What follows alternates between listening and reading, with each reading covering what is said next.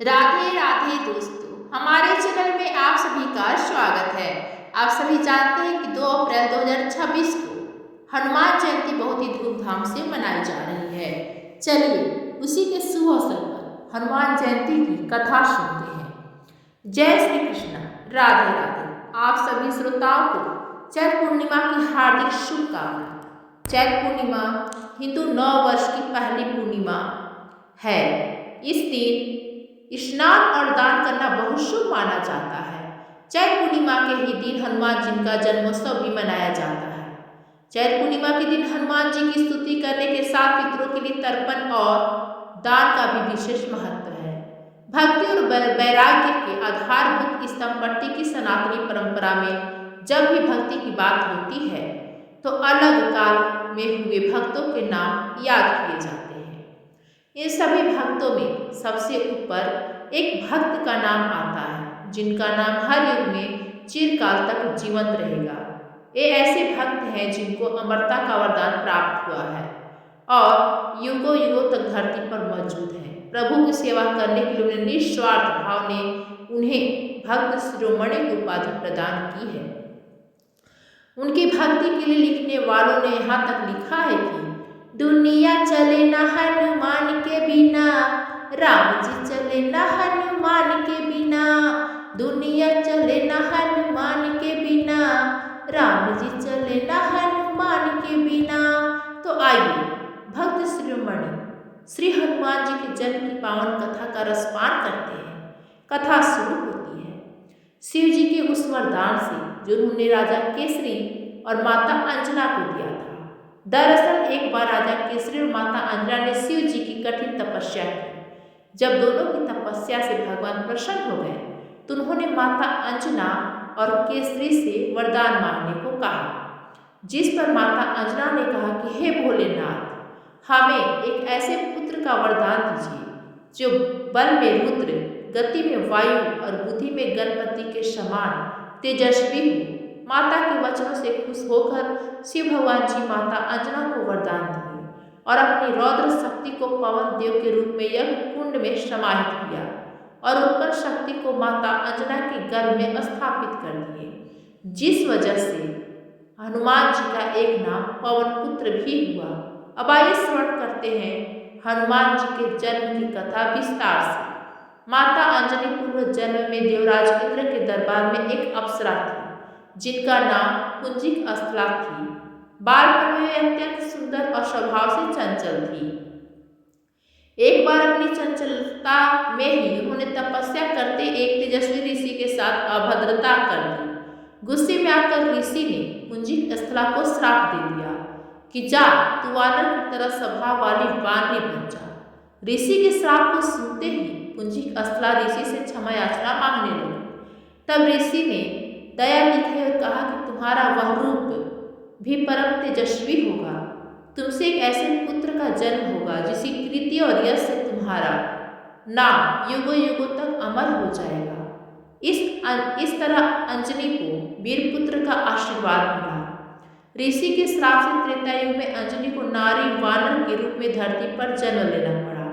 इंद्र की हजारों सुंदर अप्सराओं में से एक थी अंजनी, यानी अप्सरा कुंजिक अस्त्रा। इंद्र ने जब उन्हें मनचाहा वरदान मांगने को कहा तब उन्होंने हिचकाते हुए उनसे कहा कि उन पर एक तपस्वी साधु का श्राप है, अगर हो सके तो उन्हें उससे मुक्ति दिलवा दे। इंद्र ने कहा कि वह श्राप के बारे में बताएं, क्या पता वह उस श्राप से उन्हें मुक्ति दिलवा दे। तब कुंजिक अस्त्रा ने बताया कि किशोरावस्था में जब मैं खेल रही थी तो मैंने एक वानर को तपस्या करते देखा।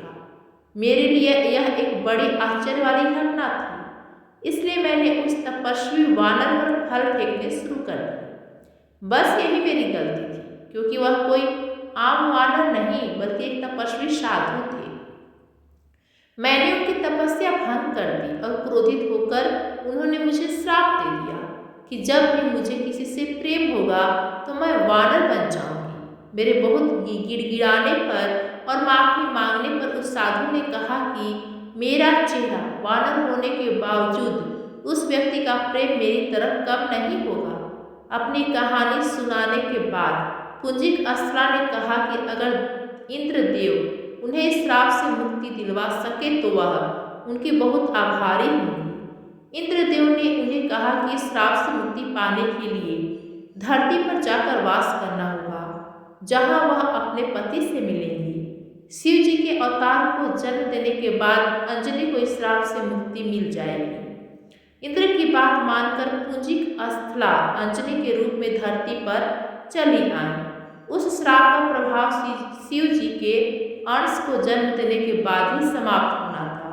वह एक शिकारक के तौर पर जीवन यापन करने लगी। जंगल में उन्होंने एक बड़े बलशाली युवक को शेर से लड़ते देखा और उसके प्रति आकर्षित होने लगी। जैसे ही उस व्यक्ति की नजर अंजना पर पड़ी, अंजना का चेहरा वानर जैसा हो गया और अंजनी जोर जोर से रोने लगी। जब वह युवक उनके पास आया और उनकी पीड़ा का कारण पूछा तो अंजनी ने अपना चेहरा छिपाते हुए उससे बताया कि वह बहुत बदसूरत हो गई है। अंजनी ने उस बलशाली युवक को दूर से देखा था, लेकिन जब उसने उस व्यक्ति को अपने समीप देखा तो पाया कि उनका चेहरा ही वानर जैसा था।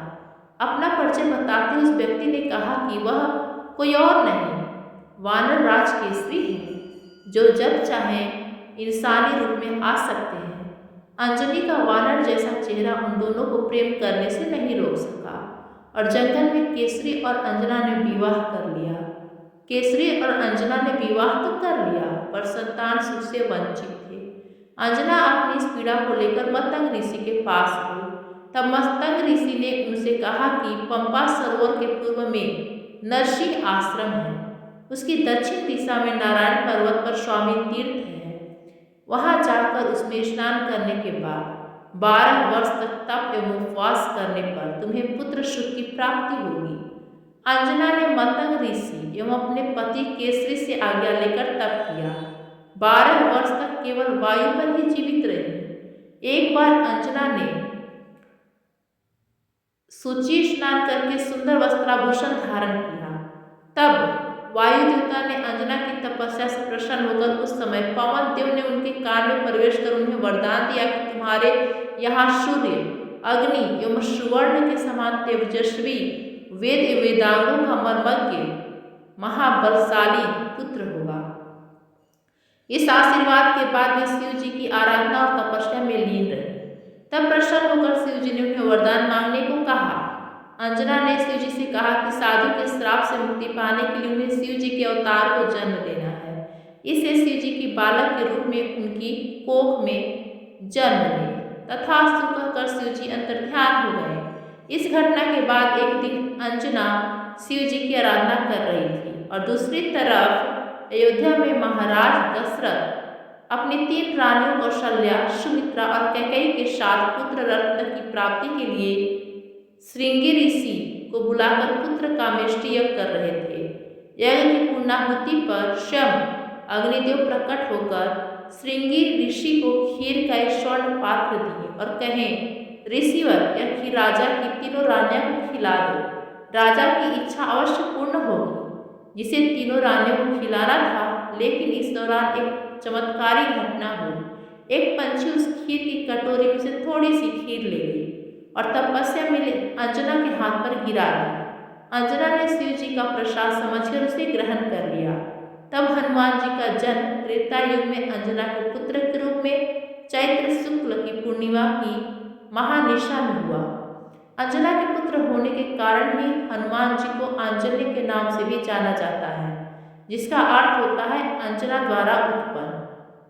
उनका एक नाम पवन पुत्र भी है, जिसका शास्त्र में सबसे ज्यादा उल्लेख मिलता है। शास्त्र में हनुमान जी को वातात्मज भी कहा गया है, यानी जो वायु से उत्पन्न हुआ हो। इस तरह माता अंजनी ने सिर्फ बजरंगबली को जन्म देने के लिए पृथ्वी पर अवतरण लिया था। दोस्तों, अब आइए श्रवण करते हैं हनुमान जी की अगली कथा, जिसे सुनने मात्र से सौभाग्य की प्राप्ति होती है। जी हाँ दोस्तों, एक बार हनुमान जी ने अपने प्रभु श्री राम से अपनी माता अंजना के दर्शनार्थ जाने की आज्ञा मांगी। प्रभु ने उन्हें सहर्ष आज्ञा प्रदान कर दी। हनुमान जी अपनी माता के दर्शनार्थ जाने वाले थे। उसी समय काशी नरेश श्री राम के दर्शनार्थ आ रहे थे। मार्ग में ऋषि देवर्षि मिल गए। काशी नरेश ने देवर्षि के चरणों में भक्तिपूर्वक प्रणाम किया। नारद जी ने पूछा, तुम कहाँ जा रहे हो काशी नरेश? काशी नरेश ने उत्तर दिया, देव ऋषि, मैं प्रभु श्री राम के दर्शनार्थ उनकी राजसभा में जा रहा हूँ। यह सुनकर नारद जी ने कहा, मेरा एक कार्य करोगे? काशी नरेश ने तुरंत कहा, ऋषिवर, धरती पर ऐसा कौन पुरुष है जो आपकी आज्ञा के पालन के लिए तुरंत न दौड़ पड़े? आप आज्ञा प्रदान करें। नारद जी ने मुस्कुराते हुए कहा, तुम राजसभा में प्रभु श्री राम के चरण कमलों में श्रद्धा भक्ति पूर्वक प्रणाम तो अवश्य करना, किंतु उन्हीं के समीप सिंहासन पर बैठे वयोवृद्ध तपस्वी विश्वामित्र जी को प्रणाम मत करना। काशी नरेश ने प्रश्न किया, ऐसा क्यों ऋषिवर? नारद जी ने उत्तर दिया, एक राजा को दूसरे राजा को प्रणाम शोभा नहीं देता। ऋषि विश्वामित्र भी पहले राजा ही तो थे। और नारायण नारायण कहकर नारद जी चले गए और काशी नरेश श्री राम जी की सभा में पहुंचे। उन्होंने देव ऋषि के आदेशानुसार श्री राम के चरणों में श्रद्धापूर्वक प्रणाम किया, किंतु महर्षि विश्वामित्र की सर्वथा उपेक्षा करके बैठ गए। काशी नरेश की इस उपेक्षा से महर्षि विश्वामित्र के हृदय पर चोट पहुंची, किंतु वे राजसभा में चुप रहे।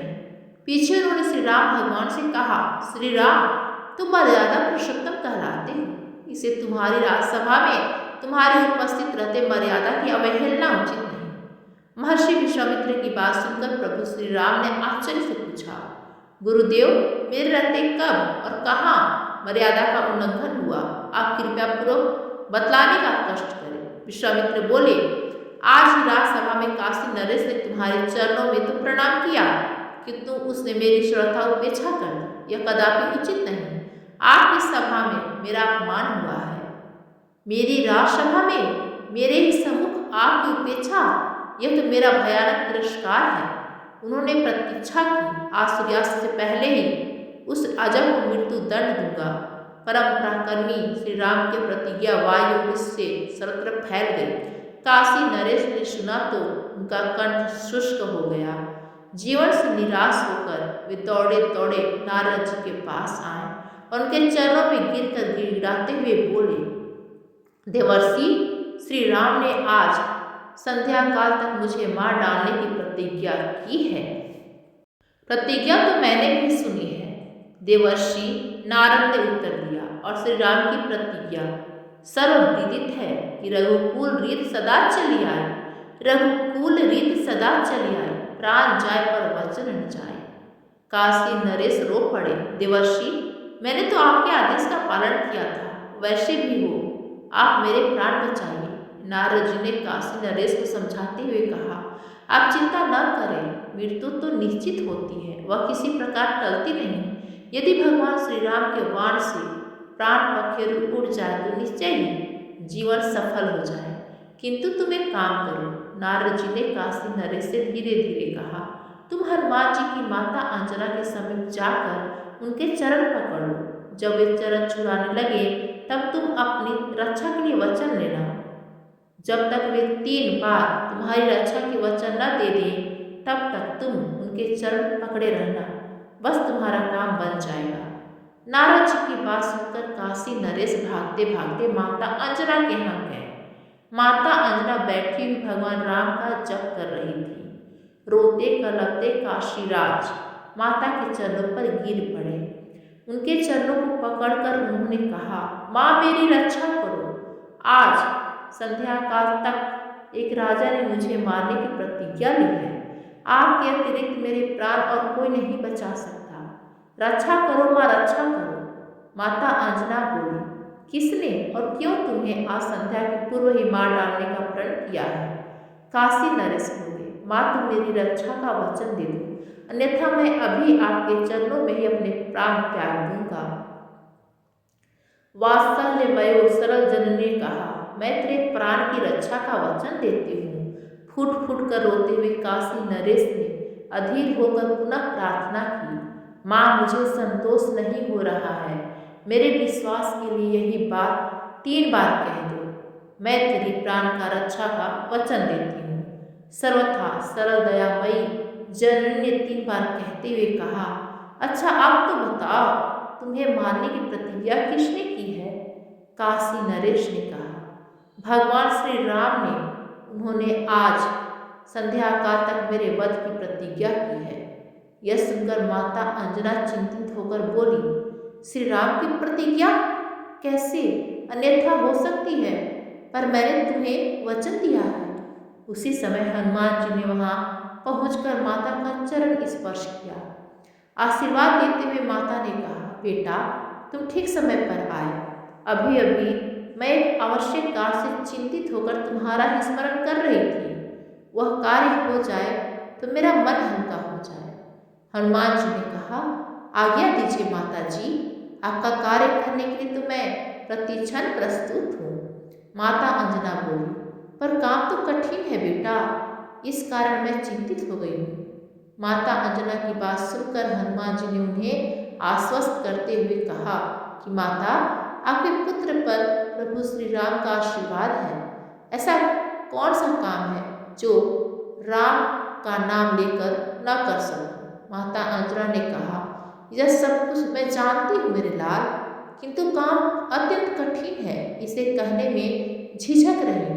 माता जी, आपके पवित्र चरणों के सम्मुख प्रभु श्री राम की शपथ लेकर मैं एक बार नहीं 3 बार प्रतिज्ञा करता हूँ कि आपकी आज्ञा मिलने पर काम चाहे जितना भी कठिन होगा, मैं उसे अवश्य पूर्ण कर आपकी चिंता दूर करूँगा। माता अंजना ने हनुमान जी के बल, पराक्रम और उनकी मात्र शक्ति की प्रशंसा करते हुए कहा, बेटा मुझे तुझसे यही आशा थी और ऐसा ही विश्वास था। बेटा मैंने काशी नरेश को उसकी प्राण रक्षा का वचन दे दिया। आज संध्या काल तक श्री राम ने उनका वध करने की प्रतिज्ञा की है। माता की बात सुनकर हनुमान जी ने आश्चर्य से कहा, मेरे प्रभु श्री राम की प्रतिज्ञा? माता अंजना बीच में ही बोल पड़ी, पर बेटा मैं काशी नरेश को वचन दे चुकी हूँ और तुमने भी श्री राम की शपथ लेकर मुझे 3 बार वचन दिया है। शरणागत की रक्षा धर्म है बेटा। हनुमान जी ने कहा, ठीक है माँ, मैं कुछ करता हूँ। यह कहकर हनुमान जी ने माता के चरणों में प्रणाम करके उनसे जाने की अनुमति मांगी। माता की आज्ञा प्राप्त होते ही हनुमान जी काशी नरेश के साथ अयोध्या पहुँचे। वहाँ उन्होंने काशी नरेश से कहा, राजन तुम सकल कलुष नाशनी परम पावनी सरयू में कमर तक जल में खड़े होकर अविराम राम राम का जाप करते रहो। काशी नरेश ने पवन पुत्र के आदेश का पालन करना आरंभ किया और इधर हनुमान जी तुरंत श्री राम के समीप पहुंचे। वहां उन्होंने भगवान श्री राम के चरण में प्रणाम कर उनके दोनों चरण पकड़कर कहा, स्वामी आज मैं आपसे एक वर की याचना करना चाहता हूँ। यह कैसे संभव है कि हनुमान जी कभी कुछ मांगे और प्रभु अस्वीकार कर दे? श्री राम ने उत्साहपूर्वक कहा, तुम्हारे लिए अदेय कुछ नहीं हनुमान, तुम तो कभी कुछ चाहते ही नहीं। मैं तो सदा चाहता हूँ कि तुम मुझसे कुछ चाहो, कुछ मांगो, बोलो तुम क्या चाहते हो। प्रसन्न होकर हनुमान जी ने प्रभु के चरण सहलाते हुए कहा, प्रभु मैं चाहता हूँ कि आपके अमित महिमायम नाम का जप करने वाले की सदा रक्षा किया करूँ और मेरी उपस्थिति में आपके नाम जापक पर कभी कहीं कोई किसी प्रकार का प्रहार न करे। यदि दुर्भाग्यवश निखिल सृष्टि का सर्वसमर्थ स्वामी भी प्रहार कर बैठे तो उसका भी प्रहार व्यर्थ जाए। भगवान श्री राम ने तुरंत आशीर्वाद दिया, तुम नाम जापक की रक्षा करने में सर्वत्र सदा समर्थ रहोगे और तुम्हारी उपस्थिति में नाम जापक पर किया गया अमोघ प्रहार भी व्यर्थ सिद्ध होगा। जय श्री राम। यह कहकर हनुमान जी ने प्रभु चरणों में मस्तक रख दिया और तुरंत सरयू तट पर पहुंचे। वहां वे गदा तानकर अत्यंत सावधानी से खड़े हो गए और काशी नरेश से बोले, तुम बिना रुके निरंतर राम राम रटते रहो। स्थिति विचित्र हो गई है। एक ओर सर्वाधार स्वामी श्री राम की संध्या काल तक नरेश के वध की प्रतिज्ञा और दूसरी ओर अनन्य भक्त हनुमान जी का उनकी रक्षा के लिए वध हो जाना। राजा सरयू जल में खड़े होकर प्राण भय से अनवरत रूप से राम नाम का जप कर रहे थे और वर प्राप्त हनुमान जी उनकी रक्षा के लिए गदा ताने खड़े थे। बात विद्युत गति से फैल गई। अयोध्यावासी समस्त बाल वृद्ध नर नारी कौतूहलवश सरयू तट पर पहुंचे। प्रभु और सेवा की प्रतिज्ञा पालन का दृश्य देखने के लिए विशाल जन समुदाय एकत्र हो गया। इस बीच राम जी वहां पहुंच गए और काशी नरेश को देखकर बाण चलाना शुरू किया, लेकिन वे हैरान रह गए। राम नाम के जाप के आगे सभी बाण विफल होते चले गए। क्रोधित श्री राम को देखकर वशिष्ठ जी व्याकुल हो गए। उन्होंने सोचा भगवान श्री राम की प्रतिज्ञा अन्यथा नहीं हो सकती और कहीं उन्होंने नरेश के साथ हनुमान जी को भी मार डाला तो महान अनर्थ हो जाएगा। तब हनुमान जी के पास पहुंचकर वशिष्ठ जी ने उन्हें समझाने का प्रयत्न किया। पवन कुमार श्री राम जी तुम्हारे सर्वस्व हैं, उनकी प्रतिज्ञा पूरी हो जाने दो। नितांत समीप होने के कारण उनका क्रोध बढ़ता जा रहा है। वह राजा तो उन श्री राम के पावन सर स्पर्श से जन्म मरण से सदा के लिए मुक्त हो जाएगा। एक राजा के लिए अपने स्वामी के सम्मुख तन कर खड़ा हो जाना तुम्हारे जैसे सेवक के लिए कदाचित उचित नहीं। हनुमान जी ने अत्यंत विनय पूर्वक कहा, गुरुदेव, मैं त्रिलोक्य में भी अपने सर्व समर्थ प्रभु के समीप तनकर खड़ा होने की कल्पना भी नहीं कर सकता। मैं तो अपने प्रभु के नाम और उनके वरदान की रक्षा के निमित्त प्राणाहुति देने के लिए प्रस्तुत हो गया हूँ। मेरा इससे अधिक सौभाग्य और क्या होगा कि मैं अपने प्राणाधिक प्रभु श्री राम के नाम एवं उनकी वरदान की रक्षा में उनके ही कर कमलों से छोड़े हुए उन्हीं वाणों से शरीर त्याग कर उनमें ही विलीन हो जाऊं। वशिष्ठ जी ने सोचा, इन ज्ञान मूर्ति को विचलित करना संभव नहीं। तभी महर्षि विश्वामित्र भी वहां उपस्थित होकर भगवान और भक्त की यह लीला देखकर चकित और चिंतित हो रहे थे। तब वशिष्ठ जी ने काशीराज से कहा, नरेश, तुम शीघ्र ही महर्षि विश्वामित्र के चरण पकड़ लो, वे सहज दयालु हैं। जय सिया राम, जय जय हनुमान का जाप करते हुए काशीराज ने दौड़कर महर्षि विश्वामित्र के चरण पकड़ लिए। उनके अश्रुओं से महर्षि के चरण आर्द्र हो गए। यह देखकर महर्षि विश्वामित्र द्रवित हो गए। उन्होंने सरसंधान किए क्रुद्ध श्री राम से कहा, श्री राम, काशी नरेश के अपराध का प्रायश्चित हो गया, मैंने उन्हें क्षमा कर दिया। अब तुम भी अपना अमोघ बाण धनुष से उतार कर तुनीर में रख लो। महर्षि विश्वामित्र के संतुष्ट होते ही श्री राम का क्रोध स्वतः शांत हो गया। उन्होंने गुरु की आज्ञा का पालन किया। बाण धनुष से तुनीर में आ गया। राजा के प्राण की रक्षा तो हुई। भगवान के सम्मुख भक्त हनुमान जी विजय हुए। इस समाचार से माता अंजना की प्रसन्नता की सीमा न रही।